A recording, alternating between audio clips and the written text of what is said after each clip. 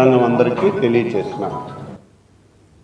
అల్లూరి సీతారామరాజు జిల్లా పాడేరులో out sourcing ఉద్యోగులు భిక్షాటన చేస్తూ నిరసన వ్యక్తం చేశారు. 20 రోజులుగా దీక్ష చేస్తున్నప్పటికీ ప్రభుత్వంలో కనీసం స్పందన లేదని ప్లకార్డులు పట్టుకుని నినాదాలు చేశారు. తమ ఆకలి తీర్చాలంటూ ఖాళీ కంచాలతో దీక్షా శిబిరం నుంచి సినిమా హాల్ సెంటర్ వరకు భిక్షాటన చేశారు. గిరిజన మంత్రి గారేమో డిఎస్సిలో మీ పోస్టులు కల్పిస్తే మీరు ప్రిపేర్ అయి ఉంటున్నారు.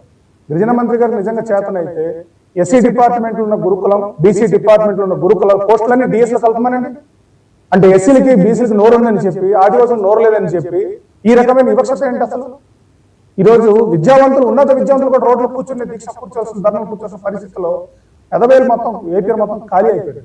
టీచర్స్ ఎవరు లేని పిల్లలంతా ఇంటికి వెళ్ళిపోతున్న పరిస్థితి ఉంది. అన్ని చోట్ల ఇదే పరిస్థితి. మన గురుకులంలో విద్యార్థి చనిపోయారు. అరకులో మీరు చూసుకుంటారు ఏపీ గురుకులం విద్యార్థి.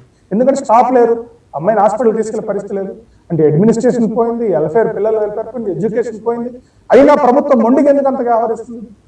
ఇది గిరిజన ప్రాంత విద్యా అభివృద్ధికి చాలా ఆటంకం కలిగించే విషయం అని చెప్పి దృష్టి తీసుకుని ఇప్పటికైనా రాష్ట్ర ప్రభుత్వం సానుకూలంగా స్పందించి, అలాగే మరి ఈ రోజు మేము 20 రోజుల నుంచి కూడా అర్ధాకలితో అలమటిపోతున్నాం. మాకు జీతాలు లేవు.